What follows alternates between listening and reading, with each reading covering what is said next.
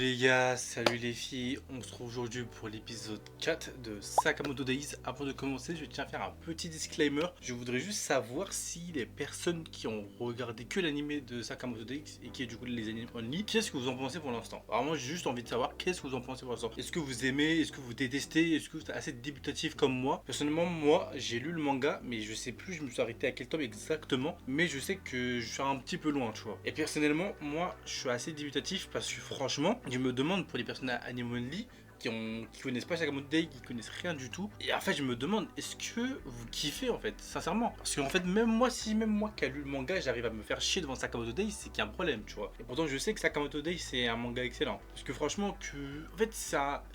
Je sais pas comment l'expliquer, mais. En fait, t'as. En fait, Sakamoto Days dégage un truc que les autres shonen, je trouve qu'il n'y a pas en fait. Et c'est ça que je trouve ça kiffant. Et même vous pouvez le voir parce que même avant la sortie du manga, il y avait une hype de fou parce que tout le monde disait que Sakamoto Days c'est incroyable et que. Et même, on parle même les ventes, que ce soit au Japon et même à l'international. Le manga, tu vois, il pèse de fou, tu vois. Donc moi, je me dis, franchement, est-ce que si ça continue comme ça, est-ce qu'ils vont même renouveler pour une saison 2 en fait? C'est ça que j'ai peur. Parce qu'à tout moment, non. Et c'est là que je me rends compte qu'il y a un truc qui a changé en quelques années. C'est que par exemple en 2025, maintenant l'animation c'est quelque chose de très important. Franchement, c'est quelque chose où tu peux pas passer autre. Alors que vraiment à l'ancienne, si t'avais pas une très très bonne animation, pas très grave, tu vois. Si l'histoire était assez correcte, ça suivait avec, donc tu pouvais passer outre. Et maintenant, même si t'as une histoire qui est correcte et l'animation qui est nulle, je vous jure, ça, ça va être compliqué, hein. Ça va être compliqué pour certains futurs mangas qui seront excellents. Et si ils ont une animation à la Sakamoto Days, mais en fait, comment on va s'en sortir? Alors, je vous jure, comment on va s'en sortir? Parce que franchement, là, il y en a, ils se rendent pas compte, mais c'est un problème de fou là. C'est un problème de fou parce que franchement, que ce soit le rythme ou l'animation, ou les OST, ça peut aller franchement tranquille. Waouh, ouais. C'est c'est assez compliqué, tu vois. Mais bref, du coup, je voulais juste revenir sur ça. Donc voilà, n'hésitez pas à me dire dans les commentaires du coup ce que vous en pensez et à me dire honnêtement si vous allez quand même continuer à regarder. Voilà, c'était juste ça, je voulais savoir. Donc maintenant on passe à la review tout simplement. Bon du coup on commence la review avec du coup Shin, Lu et Sakamoto qui interroge du coup le gars qui a attaqué Shin dans le dernier épisode pour lui suggérer quelques informations. Et par rapport à toutes les informations que le mec va donner, il y a une information qui sera très intéressante du coup, c'est qu'il mentionnera que Sakamoto faisait partie de l'ordre. Du coup, je voulais savoir, mais quelle est cette organisation en fait? Pourquoi Sakamoto faisait partie de l'ordre? Qui est composé dans cette organisation? Il y a trop de mystères à savoir en fait. Donc personnellement, j'ai envie de. Ça, c'est un truc qui m'intéresse vraiment de fou. Je suis pressé de savoir qu'est-ce que c'est. Et franchement, en vrai, je pense que ces critiques, ça va aller très très vite parce qu'en vrai, il n'y a pas tellement de choses à voir. De toute façon, juste à regarder quand cette critique sort, franchement, même moi, je savais même pas si j'allais la faire. Tellement qu'il y a tellement peu de choses à critiquer dans cet épisode, à part vraiment, comme je l'ai dit au début de l'épisode, la qualité de l'animation qui n'est pas fameuse en fait. Donc franchement, à part ça, il n'y a pas des choses de fou, à part qu'on apprend que Boyled, et d'ailleurs avec la fille, d'ailleurs ce duo, j'en peux plus, je vous jure, j'en peux plus. Et d'ailleurs pour toutes les personnes qui ont, je sais pas si vous regardez en VF ou en VO les gars s'il vous plaît, regardez en VO, d'habitude je m'en fous du débat VF, VO. Mais regardez en VO, j'ai regardé l'épisode en VF, je voulais me défenestrer. Je voulais me défenestrer, je vous jure, c'est quoi cette merde? Ça pue sa mère. En fait, d'habitude, tu vois, ça va. Tu peux regarder tes animés en VF, chill, tu vois. Franchement, personnellement, moi, et il y en a, franchement, ça peut aller, je suis pas dérangé.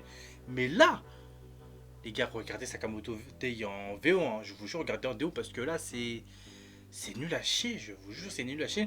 Surtout la VF des deux personnages entre Boyled et. Je suis désolé, je me rappelle plus du blast de la meuf, je sais même pas s'il est mentionné d'ailleurs. Mais c'est nul, c'est juste nul. Je vais pas continuer à revenir là-dessus.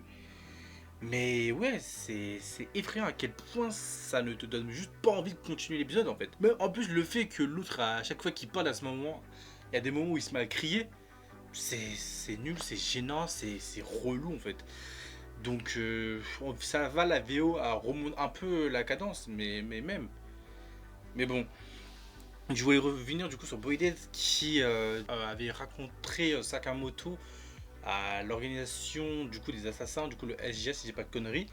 où ils avaient 15 ans, même à cet âge-là, en fait, tu te rendais compte que Sakamoto, même à 15 ans, en fait, il était fort, en fait. Et d'ailleurs, on voit que la forme que Sakamoto, en fait, il a quand il a 15 ans, et la forme qu'on voit à la fin, bah, en fait, c'est la même. Du coup, je me demande, est-ce que, du coup, en fait, c'est une forme qui peut activer quand il veut? Est-ce que c'est quand il se fait malmener? Donc, ça, assez intéressant à voir, du coup, dans la suite de l'épisode. Ça, pour le coup, la fin d'épisode, ça m'intéresse vraiment de ouf pour voir, du coup, bah, le combat avec, du coup, la forme bah, que Sakamoto a actuellement. Donc, ça, personnellement, je trouve ça vraiment stylé. Et le personnage de Boilet, je vous avoue, je sais pas ce que vous en pensez, mais moi personnellement, je suis pas fan, franchement. Je suis même pas, en fait, ça me choque même pas que Sakamoto ne se rappelle même pas de ce mec, en fait, tellement que le personnage est inintéressant. Et le seul truc qui se rappelle, c'est même pas une phrase ou un gimmick qu'il a fait, c'est les notes que Nagumo lisait par rapport à la composition chimique des bombes, pour vous rendre compte à quel point le personnage, on s'en fout en fait. Même Sakamoto, c'est inutile, c'est idiot, c'est. En fait, je sais même pas quel mot utiliser pour décrire le personnage en fait. Et c'est là que je me dis comment Sakamoto peut se faire maltraiter par ce mec. Et pour revenir vite fait sur l'animation, parce que du coup, je voulais parler du moment où il met un gros coup de poing à Sakamoto et qu'il l'envoie valser. Personnellement, dans ces moments-là, je trouve ça assez stylé. Mais je trouve que, en fait, je pourrais pas vous donner des exemples d'animés, mais je trouve que, je sais pas si ça s'appelle comment ce type d'animation. Dites-moi dans les commentaires si vous le savez. Mais je trouve que c'est mieux fait dans certains mangas.